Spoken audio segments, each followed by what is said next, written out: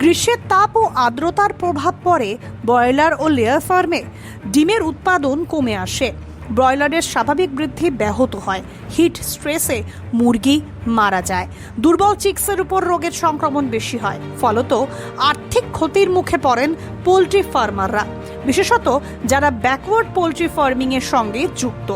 নমস্কার, আপনারা দেখছেন ইন্ডিয়া পোলট্রি নিউজ, বাংলার পোলট্রি শিল্পের নির্ভরযোগ্য মুখপত্র। আসুন দেখে নেওয়া যাক প্রান্তিক ফার্মাররা কিভাবে এই পরিস্থিতির মোকাবিলা করছেন। যেহেতু আমরা ইন্টিগ্রেশন করি, আমাদের কোম্পানির সাথে আমরা চুক্তিবদ্ধ থাকি। তারা আমাদেরকে বাচ্চা, খাবার, মেডিসিন এবং সাথে একজন গাইডের জন্য সুপারভাইজার উইথ আমাদের ফিড বা চিক্স যা ট্রান্সপোর্টের ব্যাপার সমস্ত জিনিসটা তারা আমাদেরকে প্রোভাইড করবে। যেদিন আপনার হ্যাচ থেকে বেরোয় ডিম ফুটিয়ে, সেদিন থেকে আমাদের ফার্মে আসে। সেই সময় আমাদেরকে টেম্পারেচার একটু মেনটেন করতে হয় যদি শীতকালে হয়। এখন গ্রীষ্মকালের ক্ষেত্রে সেটা অসুবিধা নেই। তো মোটামুটি আজ এইভাবেই চলছে, যতটা পারা যায় পরিষ্কার পরিচ্ছন্ন, জল সবসময় শোধন এবং খাবার তার একটা নির্দিষ্ট তার ডেলি চার্ট আছে, সেই ডেলি চার্ট অনুযায়ী তাকে তার খাবার খাওয়াতে হয়। মানে আমি হাইটেকের সাথে যুক্ত আছি। কলকাতার Hitech Hatch Fresh private limited মূলত পোলট্রি ফার্মের ফিড সরবরাহকারী কোম্পানি। সুলভে প্রায় 2 দশকের বেশি সময় ধরে ফার্মারদের ফিড যোগান দিচ্ছেন। ক্রমশ পোলট্রি ফার্মের অন্যান্য পরিসরে এদের কাজের পরিধি বেড়েছে। দেখুন, পুলিং এর ব্যাপারটা এটা অবশ্যই বলবো একটা লোকেশন, মানে আমার এই জায়গাটা যতটা না ভালো হবে অন্যান্য জায়গা হয়তো তারও আরো ভালো হতো। আর মেন পুলিং এর যেটা হচ্ছে গাছের ছাওয়া, এর উপরে কোনো কিছু নেই।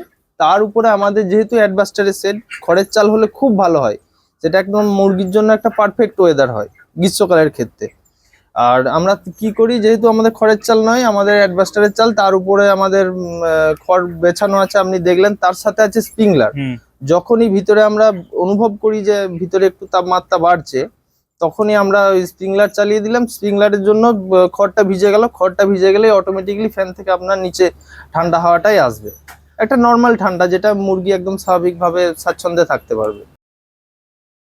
ক্ষতি মানে একটা অবশ্যম্ভাবী ক্ষতি হয়, যেটা আপনার হিউজ লসের দিকে চলে যায়। আমি যদি ছোট থেকে একটা মুরগিকে তার মানে প্রয়োজনীয় তাপমাত্রাটা না দিতে পারি, যেটা কমের দিকেই বলছি, এখন যেহেতু গ্রীষ্মকাল, তাকে কমের দিকে যদি না রাখতে পারি, সে সঠিক ফিড খাবে না, সঠিক জল খাবে না, আচ্ছা, এবং ডিহাইড্রেশনে পড়বে। এবং পরবর্তী ক্ষেত্রে যখন সেটা বড় হবে, 1 কিলো অ্যাবাভ যখন হবে, তখন হিট স্ট্রোকের প্রবণতা প্রচুর আসবে। শীত হোক কিংবা গ্রীষ্ম, ভেন্টিলেশনটা হচ্ছে একটা মানে যদি আমি একটা আদর্শ পোলট্রি, তাকে মুরগিটাকে যদি আদর্শ পরিবেশ একটা দিতে যাই, তাকে সঠিক ভেন্টিলেশন দিতে হবে। যেমন দেখুন, সব সময় ফার্ম দেখবেন পূর্ব পশ্চিমেই লম্বা হয়, কখনো দেখেছেন কি দক্ষিণে উত্তরে হয় না? এটা ন্যাচারালি কেন হয়? গ্রীষ্মকাল দিক থেকে দক্ষিণ দিক থেকে বাতাস আসে, বাতাসটা ভিতরে যায়, অ্যামোনিয়া গ্যাস তৈরি হয়, সেটাকে ঠেলে বার করে দেয়। আবার শীতকালে উত্তরের বাতাসটা এদিকে ঠেলে আপনার বের করে দেয়। এই জন্য ফার্মের সবসময় পজিশনটাই থাকে উত্তর দক্ষিণে, এই পূর্ব পশ্চিমে।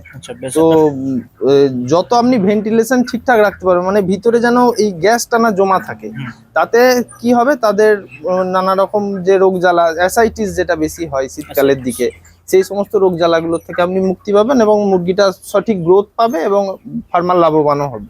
পোল্ট্রি শিল্পের এই ধরনের আরো আকর্ষণীয় ভিডিও দেখার জন্য আমাদের চ্যানেলটি সাবস্ক্রাইব করুন এবং ফেসবুক পেজটি ফলো করুন। ধন্যবাদ।